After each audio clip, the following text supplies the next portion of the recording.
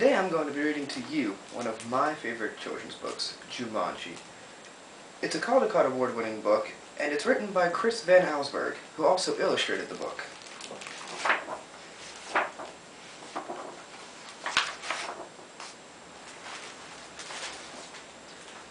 Now remember, Mother said, your father and I are bringing some guests by after the opera, so please keep this house neat. Quite so, added Father, tucking his scarf inside his coat. Mother peered into the hall mirror and carefully pinned her hat in place. Then she knelt and kissed both children goodbye. When the front door closed, Judy and Peter giggled with delight. They took out all their toys from the toy chest and made a terrible mess. But their laughter slowly turned to silence until finally Peter slouched into a chair. You know what, he said, I'm really bored. Me too, sighed Judy. Why don't we go outside and play? Peter agreed, so they set off across the street to the park. It was cold for November. The children could see their breath like steam. They rolled in the leaves, and when Judy tried to stuff some leaves down Peter's sweater, he jumped up and ran behind a tree.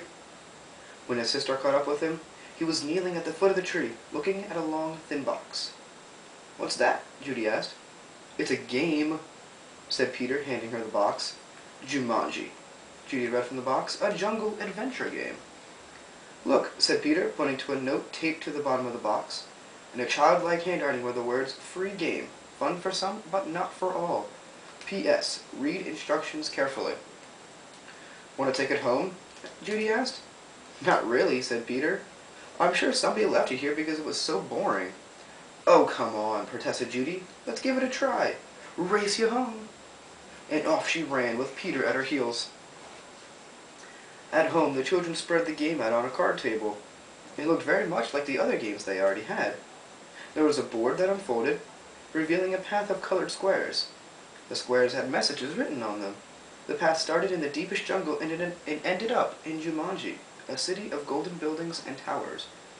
Peter began to shake the dice and play with the other pieces that were in the box. Put those down and listen, said Judy. I'm going to read the instructions.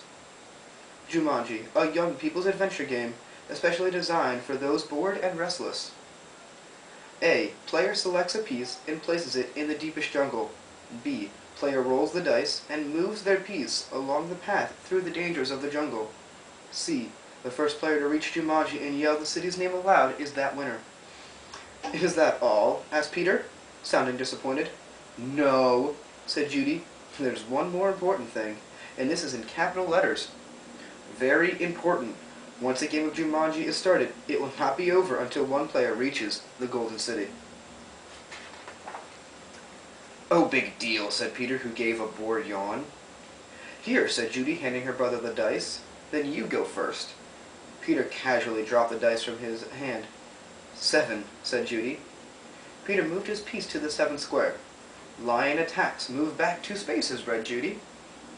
Gosh, how exciting, said Peter in a very unexcited voice. As he reached for his piece, he looked up at his sister. She had a look of absolute horror on her face. Peter, she whispered, turn around very, very slowly. The boy turned in his chair. He couldn't believe his eyes.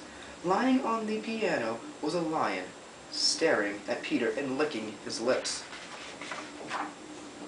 The lion roared so loud it knocked Peter right off his chair. The big cat jumped to the floor. Peter was up on his feet, running through the house with the lion a whisker's length behind. He ran upstairs and dove under a bed. The lion tried to squeeze under, but he got his head stuck. Peter scrambled out, ran from the bedroom, and slammed the door behind him. He stood in the hall with Judy, gasping for breath. I don't think, said Peter in between gasps of air, that I want to play this game anymore. But we have to, said Judy, as she helped Peter back downstairs. I'm sure that's what the instructions mean. That lion won't go away until one of us wins this game. Peter stood next to the card table. Can't we just call the zoo and have him taken away? From upstairs came the sounds of growling and clawing at the bedroom door. Or maybe we could just wait until Father gets home. No one would come from the zoo because they wouldn't believe us, said Judy. And you know how upset Mother would be if there was a lion in the bedroom.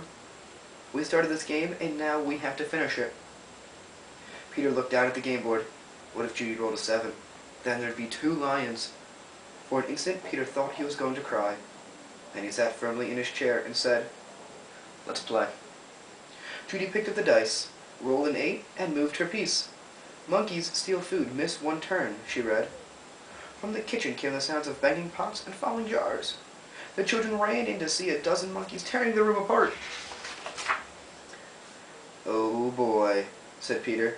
This would upset Mother even more than the lion. "Quick," Judy said.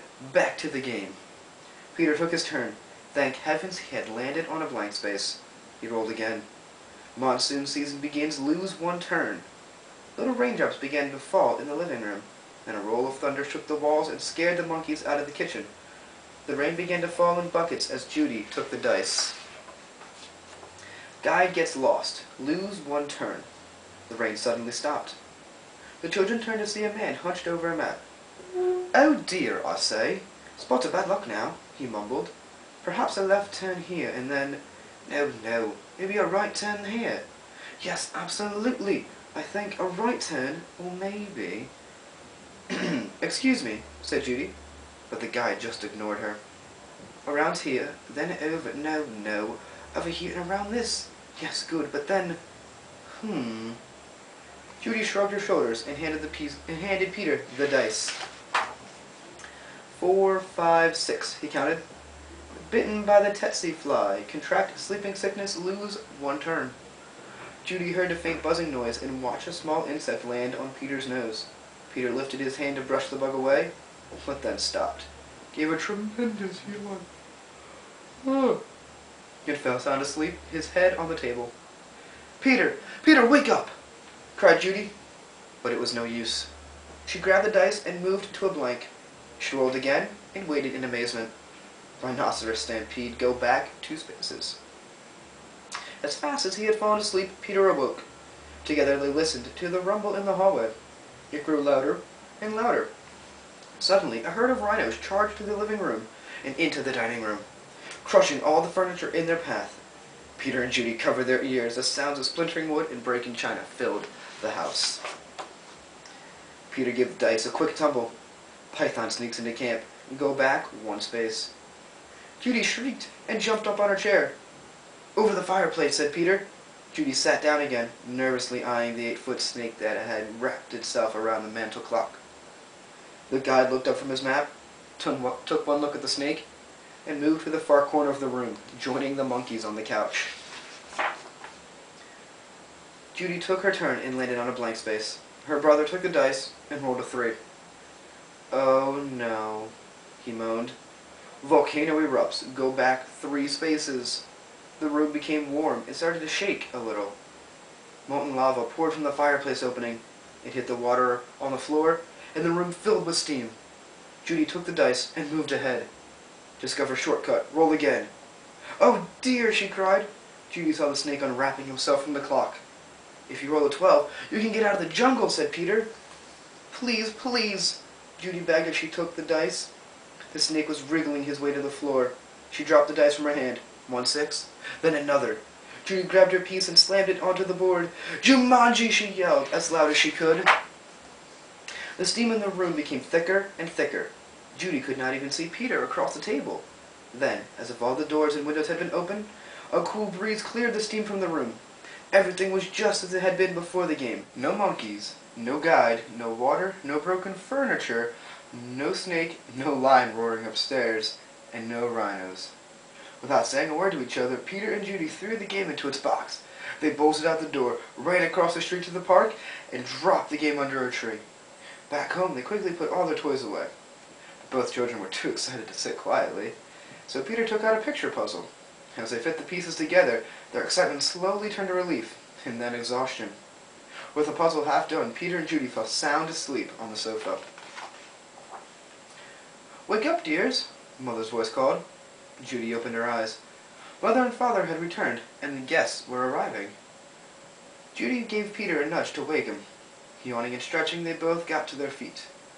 Mother introduced them to some of the guests, then asked, "Did you have an exciting afternoon?" "Oh yes," said Peter. "We had a flood, a stampede, a volcano. I got sleeping sickness, and..." Peter was interrupted by the adults' laughter. "Well," said Mother, "I think you both got the sleeping sickness. Why don't you go upstairs and put your pajamas on? Then you can finish your puzzle and have some dinner." When Peter and Judy came back downstairs, they found that Father had moved the puzzle into the den. While the children were working on it, one of the guests, Mrs. Budwing, brought them a tray of food. "Such a hard puzzle," she said to the children. "Daniel and Walter are always starting puzzles and never finishing them." Daniel and Walter were Mrs. Budwing's sons. "They never read instructions either." "Oh well," said Mrs. Budwing, turning to rejoin the guests. "I guess they'll learn." Both children answered, "I hope so." But they weren't looking at Mrs. Budwing. They were looking out the window. Two boys were running through the park. It was Danny and Walter Budwing, and Danny had a long, thin box under his arm.